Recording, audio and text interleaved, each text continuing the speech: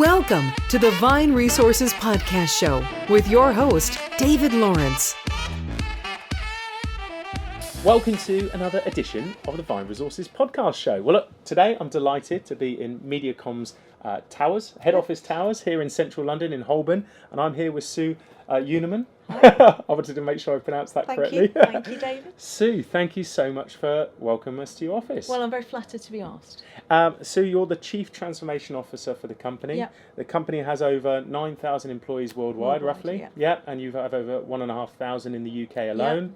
I'll mention, I know you work with some pretty amazing customers like Sky, Yep. PSA, Yep. There's a few more. Direct Line Group, Universal Pictures, Amazing. Tesco, Fantastic. amazing clients, Cancer Research. Brilliant. And as I said, as we were walking in the building, it's a wonderful welcome into your company, and it feels really special just coming in, which was a nice experience. Thank you for joining me on our podcast show. Well, I'm delighted to be here. Sue, why don't you give our listeners just a little bit of an insight into MediaCom, what you do, and your role in the company? Okay, so MediaCom is the largest, biggest and best media planning and buying agency in the UK. So what we do is we work out how to help our clients grow their business through advertising and through content. We give them advice about that, and then we buy the space, we create some of the content. So things like influencer content and that kind of thing, and sponsorship credits, and even advertiser-funded programming. Less so the adverts, so 30-second ads we don't do, but we will place those.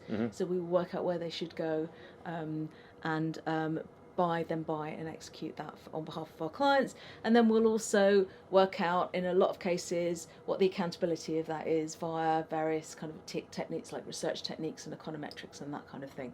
And we work now, our billings through the UK alone is about 1.8 billion. So we are the biggest in the UK. And I've been here a ridiculously long amount of time. I actually joined the company when we were tiny and our billings were just 45 million. So what we've done is we've grown as our clients have grown. And my role as Chief Transformation Officer is all about change. So as you all know, with, of course, your day job, change is everywhere. And the change is the only certainty, is that there's going to be more change. And with the role of Chief Transformation Officer, it's about making sure that we as MediaCom are at the leading edge of that change and transformation on behalf of our clients, but also to do a bit of sorting out the trends that are important from the trends that are just nonsense, the kind of the love of the new that actually hasn't got anything to do with real customers out there in Great Britain overall. That's a great point, and I was going to say keeping close. Dare I say it, to the money as well. For a return on your return customers. on investment, but also keeping really close to the consumers, because there's loads of things going on. But if you follow the customer is right. The customer knows what's going on. Now, you mentioned obviously you've been in the industry a long time. You've seen a huge amount of change. I'd love to know, what does a typical day in the business look like for you as the leader? That's a good question. And I have a multifaceted role because I sit on the overall UK Exco. Today actually wasn't typical at all because we had the final of Connected Pitching, which is our big competition. Over 900 people get involved in it across the company, and we also involve our media owner partners, where everybody does a pitch, and the winning pitches get to go to the Grand Prix on a brand, and today I judged the Grand Prix, so that was really exciting. So it was a really fascinating and kind of rich day. But as well as that, I'm on kind of improving creativity, pushing it to the next boundaries on behalf of our clients, talking to our clients about changes that are coming up and what's important and really how to grow and where to find growth these days when things are so difficult. And then over and above that, we've got a consultancy called Thier Consulting, which we set up a couple of years ago. And so I'm the Exco sponsor for that, so helping involve them in our clients' needs when necessary. And then over and above all of that, quite a lot of my typical day at the moment is either talking about diversity and inclusiveness or interviewing people for my next book, which we've just been commissioned for. So you mentioned that. Can I plug the? Of course you can. Yes, absolutely. So the current book is The Glass Wall: Success Strategies for Women at Work and Businesses That Mean Business, and we wrote this book, me and my co-author Catherine Jacob, who's CEO of Pearl & Dean. We wrote it in 2015 when the proportion of women on the FTSE 100 boards had just been announced as 26%, which they were saying was good news. They were saying, look, we've smashed our target of 25%. But of course, what's the proportion of women in the population, David? I don't know, actually. It's probably higher, is it? 51%. 51. 51%, Right, okay, and has been for some time. So we've got a long way to go. I don't know what the target was. But also, the women on the FTSE 100, that 26%, which has now risen to about 30%, Yeah. Most of them are non-executive directors. They're not executive directors working for that company. And the proportion of executive directors on the FTSE 100, indeed the FTSE 250, indeed the FTSE 350, is 2%. Wow. Right, so there is a long, long way to go. So what we've done in our book is we've pulled together 41 case studies of what we're calling the glass wall problem. So that kind of invisible barrier that's existing in the workplace that's preventing women from really taking their fair share of senior roles, and also preventing businesses from benefiting from the diversity that women and indeed other diverse actual minorities can bring to a board and to bring to decision making. I was going to say the book's then not only for perhaps females who want to be inspired and to move forward, but also perhaps for senior executives who want to diversify and also reap the benefits of that in their boardroom. Is so that what right? we absolutely right, and what we've done in the book in the 41 case studies is given advice for the women on their way up. Yep. So we're calling it Pragmatic Feminism. So it's no hold bars, very frank. This is how you solve this problem, whether you like it or not. Yeah. But also advice for the businesses who are missing out on that talent and very often don't know why. And we interviewed a lot of people for the book. Well, obviously before we wrote it, but then subsequent to that, we've given over 150 talks in businesses up and down the UK and indeed outside the UK. And the book actually covers stories from worldwide as well, with research from worldwide. And what we found over and over again is that there's a lot of very similar, gender. We try to avoid the gender cliches, but there are gender differences, and they are very often the issue that come up over and over again, because the workplace, the norm in the workplace, hasn't been designed for normal. It's been designed for really patriarchal, often quite hideous masculine norms. So not even what a norm that any normal man would call a norm, but a kind of 24/7, let's all shout at some people, isn't necessarily the way to run a business well, particularly in the 21st century. And the kind of diversity that you need in order to cope with the sort of change that's going on at the moment doesn't come from businesses that are running with those sorts of cultures. I'm going to put you on the spot now. Yeah. If there was one thing in the book that, if someone was picking it up now or listening to it maybe on an audiobook or whatever, particularly for those females who perhaps need some of that empowerment to move forward in their career or just starting out, what's the one thing that you'd say this is a nugget of gold for them? You've got to show off more. Right. What do you mean by that? So there's actually a story. Can I tell you one of the stories in the book? Yep, sure. So this is actually told to me by a woman who doesn't work in my sector in advertising. She actually works in the health sector. And she was telling me a story actually about an Easter egg hunt that she goes on with her kids every year. And it become quite a regular thing. And she said, this was the first year that my little boy, one of twins, was 3 years old enough to properly join in with.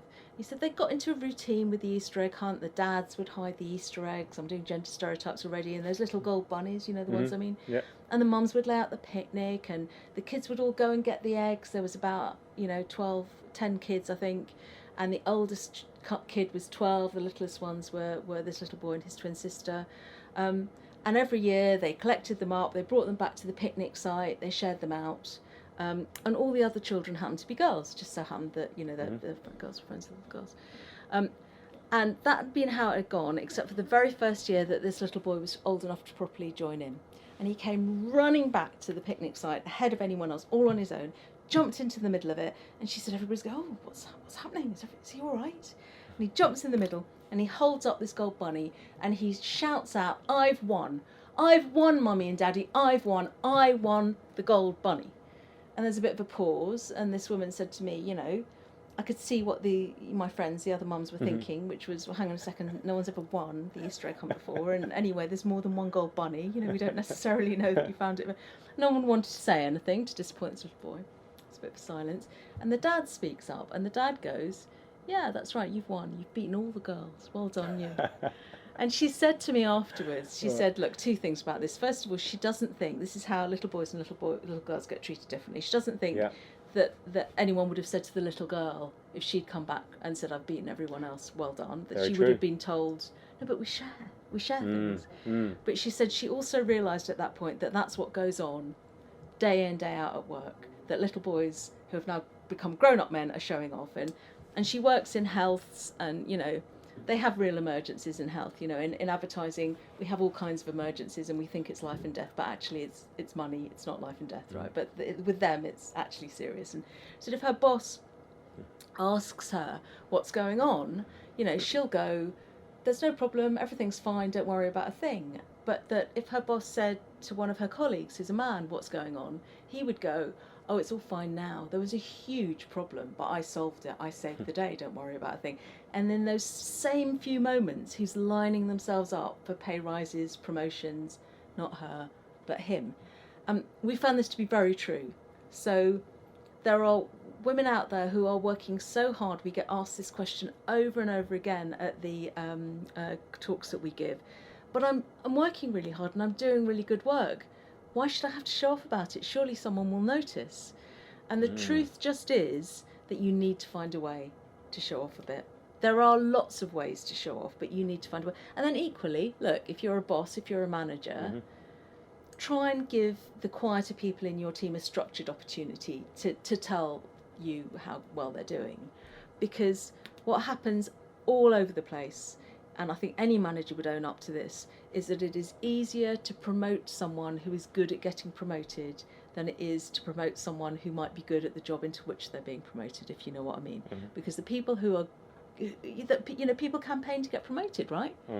They're the ones that get promoted. That's not necessarily good management, but it happens too often. So what I would say to any woman out there is that if you're not showing off, your men colleagues probably are showing off, and you need to find a way of doing it. And there are ways of doing it in the book that aren't too awkward. There we go. And it's available on Amazon right now. Amazon right now, yeah. Sue, who has been a tremendous impact on you in your career, and who even perhaps is still a mentor to you that you can share a little bit with us? Well, this is going to sound a little bit, you know, sucky-uppy, but I've worked with my global CEO, who's a man called Stephen Allen, since 1990.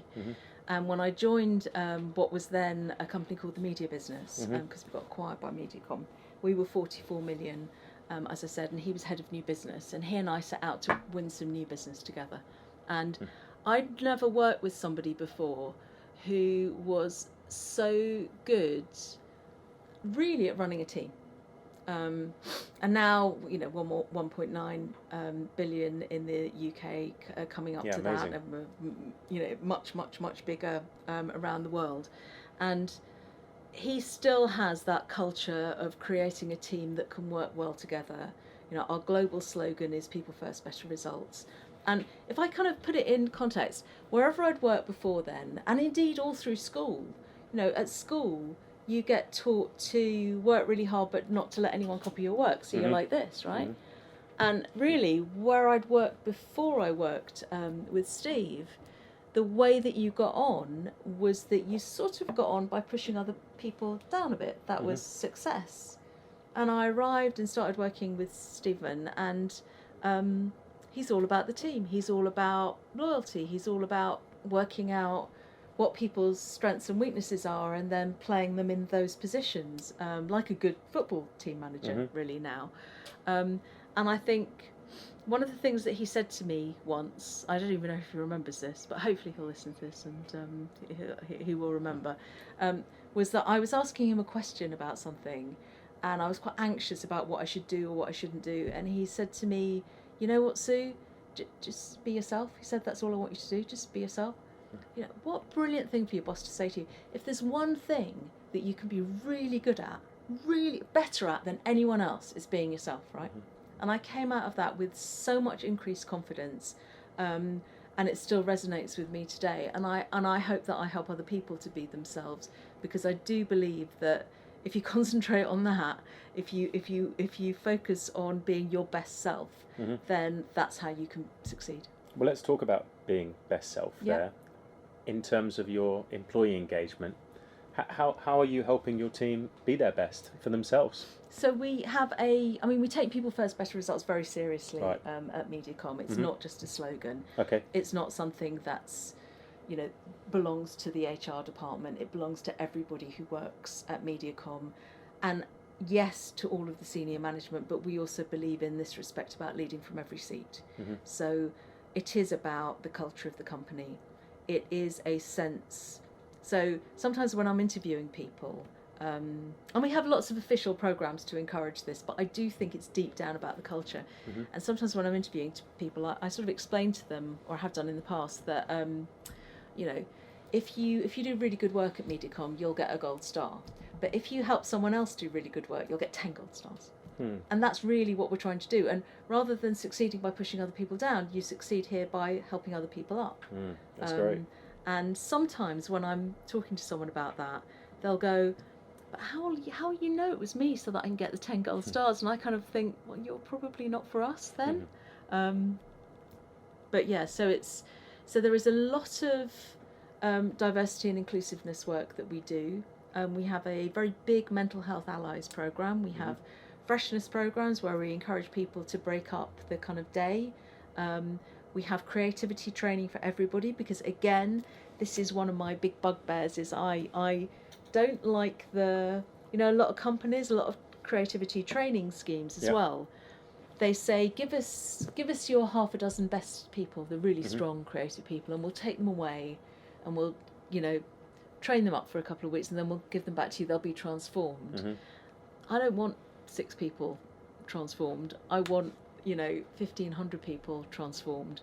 And so when we train for creativity, we train everybody, and we've done that several times. When I say everybody, I mean everybody. I mean from the people who put out the teas and coffees and greeted you on reception through to the CEO. And inclusiveness is probably the thing that matters most. Is everyone included? Great. And we can hear that today in some of the celebrations you've got for we've got a lot Diwali. going on. Yeah, we do have a lot going on. We've got employee resource groups, and we've actually got about, I think there's 9 of them, all of whom have an exco sponsor who kind of supports them, and senior management who join in with it. And indeed, it's Diwali today, so there's been celebrations of that been going on. You've beaten I've ticked off my question for well-being, because it almost sounds like you've answered it. But I'm just curious to know what you think is the biggest challenge right now facing business leaders at the moment. What change. I was going to say, with a very changing change. Industry, of course. It's everyone's changing, and it's even if you're an established brand, established company, you're worried about the disruptors. The disruptors are now worried about the next lot of disruptors. I mean, it's absolutely ongoing. It's not FOMO anymore. It's not fear of missing out. It's certainty of missing out. I mean, there is so much going on in my industry. Things are changing all the time. There are new acronyms every time you walk into a meeting, and staying on top of that and helping our clients stay on top of that is absolutely our responsibility. But also helping people deal with the stress of that, because there are people who get very stressed about it, and we do have a big and kind of industry-leading mental health allies program here. So we've had loads of people. Time to Talk is one of our clients anyway, from Mind. Great. But we have a big program where we've trained a lot of people as mental health allies, and they wear green lanyards, so that if you are going through difficult times, and everybody does sometimes. I mean, it's I always think when they say the statistic for people who have mental kind of illness is 1 in 4. It's kind of like it's everyone really. Sometimes we all have difficult days, and some days are more difficult than others. Here there's always someone to talk to, and they're trained in how to help, what to say, and how to kind of find other resources when things are particularly difficult. And I think that's really important. We live in this age where everybody thinks they've got to be on it the whole time, and that's not healthy. And what we value most here is people staying healthy. What's the best piece of business advice you've ever received? I was thinking about this because you gave me a bit of warning about this. in advance. Not another one from Steve. No. I couldn't tell you who gave me this as advice, but I try and do it every day. Okay. And it's simplify things. Okay. Simplify. You know the expression KISS. Yeah. Keep it simple, sweetie. Let's say. Very true. And the more complicated everything gets, the more people will love you if you can simplify things. And people who wear black jeans and black t-shirts and talk in acronyms and complicate things are now 10 a penny, right? You can find them everywhere, and they might be entertaining for a bit, but they're not necessarily helpful. Mm-hmm. And I really value people that can take complicated concepts and simplify them, and I try and simplify things myself. We've talked about the challenges in the industry, and there's lots of it happening all the time, but what excites you still about this industry? Change. Okay. So the same thing. Yeah. There is so much going on the whole time. Mm-hmm. My particular craft, I suppose, which is about helping our clients, customers, so mm-hmm. consumers out there, understand the brands and understand the advertising message. All of that has become so much more accountable, and we've got such better techniques in understanding how to reach people and then monitoring how well we're doing. Mm-hmm. And all of those developments are going to get supercharged by artificial intelligence. Mm-hmm. So things now that are kind of work in theory very soon, and I think this year will be a turning point year because it's something that's been building up. There will be a turning point. There will be intelligent use of data. So I think data has been a massive buzzword, but data is nothing without the kind of whole brain mm-hmm. kind of approach to it that says this is how we use data in order to drive client advantage. Yeah, absolutely. That's very exciting. What's the or perhaps is there a story or something you can share from your earlier childhood that really resonated and influenced your work ethic later in life? Is there anything you can share with us? There is. So my big thing is helping people, brands, work, myself fulfill potential. I can't bet. It's where the glass wall came from. It's where the previous book, Tell the Truth, came from. It's where the next book's going to come from. I can't. The whole thing about the glass wall is that's a frustrating thing that's stopping women fulfilling their potential in their careers for the wrong reasons. I can't bear it if work isn't it doesn't get to as good as it can do. I mean, it's like someone once said to me, my dear colleague Luke once said to me, the thing about you, Sue, is that good enough just isn't good enough for you, is it? And that's true. That's what keeps me motivated. I know exactly where it comes from. It comes from the fact that I was not an early starter in terms mm-hmm. of potential. When I was at school, in my school, the first 2 years of senior school, if you got 6 A minuses in a row or 3 A's in a row, then you got a good work mark. And if you got a good work mark, you got your name read out in assembly at the end of term. And I never got any good work marks. And my friend that I sat next to used to get them every week. She'd go, Sue, you coming with me because I'm going to get my good work marks signed up in the headmistress's office. And every week I go, I haven't got any this week. And I could have had a really downbeat reaction to that, I suppose. I could have gone, they don't appreciate me, I'm never going to get anywhere. Actually, after sitting through 6 school assemblies, during which I kind of hoped that they would read my name out by mistake. I mean, it sounds really stupid now, but I kind of really hoped that they would. I got really angry, and I was sure that I was good enough to do well. And I just really focused, and I hit the library, and I worked out what the techniques were from lifting work from B+ to A- or even an A. I aced my kind of what were then for me O levels, and then I was the only girl in my year to get into Oxbridge 4th term. At which point they did read my name out in assembly, but they pronounced it wrong. We were talking about the pronunciation of my name, so it kind of wasn't such a great moment then. But that was from probably first 2 years to my early 6th form.